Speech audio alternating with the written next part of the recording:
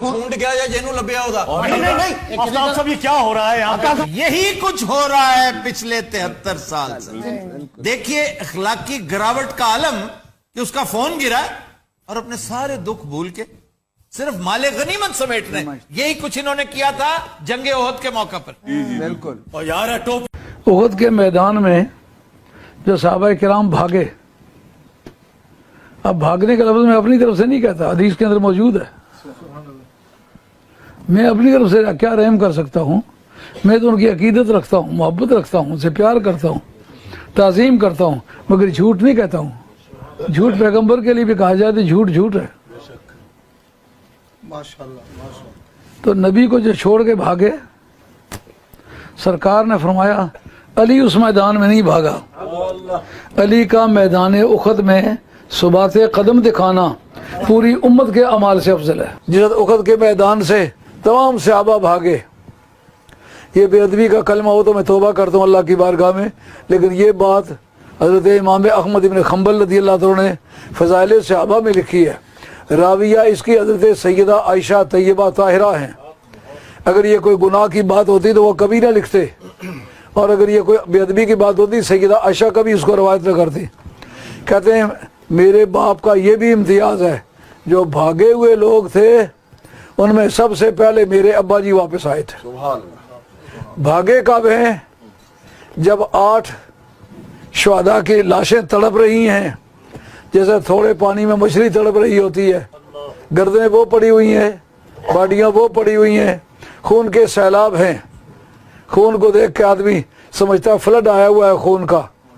اور میدان سے 300 آدمی تو پہلے آتے ہوئے راستے سے چلے گئے تھے منافقین جان اور مال کا خسارہ کبھی قبول نہیں کرتا۔ انہوں نے کہا ہم نہیں جاتے، راستے واپس کل 1000 بندہ تھا، 700 آئے، 700 میں سے جب 70 آدمی بیک وقت شہید کر دیے گئے، اس وقت باقی بندے کتنے رہ گئے؟ 630 رہ گئے۔ چلو 630، وہ 630 اجماع امت کے طور پر بھاگے، اکٹھے گئے۔ نہیں بھاگا کسی میدان میں تو علی نہیں بھاگا۔ جب یہ سوال اٹھے جو کسی میدان میں جس نے ہار نہیں کھائی وہ کون ہے؟ وہ علی ہے۔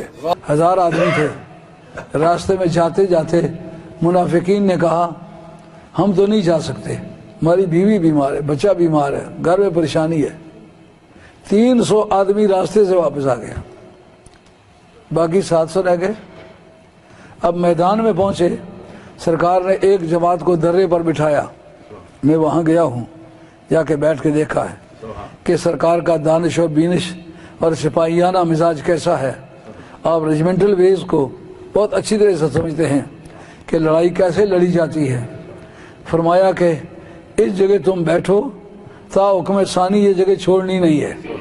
اگر اس طرف سے کوئی فوجی دستہ آ نکلے، ایسے سمجھیں کہ شمال کی طرف کمان کی طرح ایک ٹیڑھا پہاڑ ہے، اس کا نام ہے احد شریف۔ دیکھتے وقت ایسا پتہ چلتا ہے کہ پھونک مارو وہاں پہنچ جائے، چل کے جاؤ تو 3 میل ہے۔ تو اس کی پچھلی طرف سے کوئی پھر کے آئے تو اس درے سے آ نکلے، آپ نے اس کا مقابلہ کرنا ہوگا۔ ادھر ہم مریں یا مر جائیں، کچھ بھی کریں یا مار ڈالیں، مال غنیمت کے لیے ادھر نہیں آنا، ادھر بیٹھ کے تماشا دیکھنا۔ اب جب شروع کی جھڑپیں ہوئیں، جناب حیدر کرار کے وار ہوئے، اور حضرت مصعب ابن عمیر پہلا ٹیچر جو قرآن کی تعلیمات لے کر کے آیا تھا، جس آدمی نے پہلی مرتبہ مدینہ شریف آ کر کے قرآن پڑھایا تھا، اس کا نام ہے مصعب ابن عمیر۔ اس نے پہلی جھڑپوں میں اپنے بھائی کا عبداللہ بن عمیر کا سر اتار کے کہا یا رسول اللہ اب بتائیے۔ آپ نے فرمایا لا یؤمن احدکم حتی اکون احب الیہ من والدہ وولدہ والناس اجمعین۔ جناب فاروق سے اعظم سے فرمایا کہ لا یؤمن احدکم حتی اکون احب الیہ من نفسہ، جب تک میں تمہاری جان سے بھی تمہیں پیارا نہ ہو جاؤں اس وقت تک تم دعویٰ کرو کہ ہم مومن نہیں ہوگے۔ اب جناب پہلی جھڑپوں میں ان کا پلہ، مسلمانوں کا پلہ بھاری ہو گیا، کافر بھاگنے لگے۔ اتنے میں ان لوگوں نے جو درے میں بیٹھے ہوئے تھے انہوں نے دیکھا کہ مال غنیمت لوٹا جا رہا ہے، تو وہ جلدی وہاں سے چھوڑ کے آ گئے، چونکہ سرکار کا فرمان تھا تا حکم ثانی بیٹھنا ہے۔ اب وہ ملی ہوئی فتح شکست میں تبدیل ہو گئی. رب نے قرآن میں اس سے پردے کا انکشاف کیا ہے. کہا کہ تمہیں جو فتوحات مل رہی تھیں وہ حضور کے صدقے میں مل رہی تھی. جب میرے یار کی نافرمانی کی تو ملی ہوئی فتح شکست میں تبدیل ہو گئی.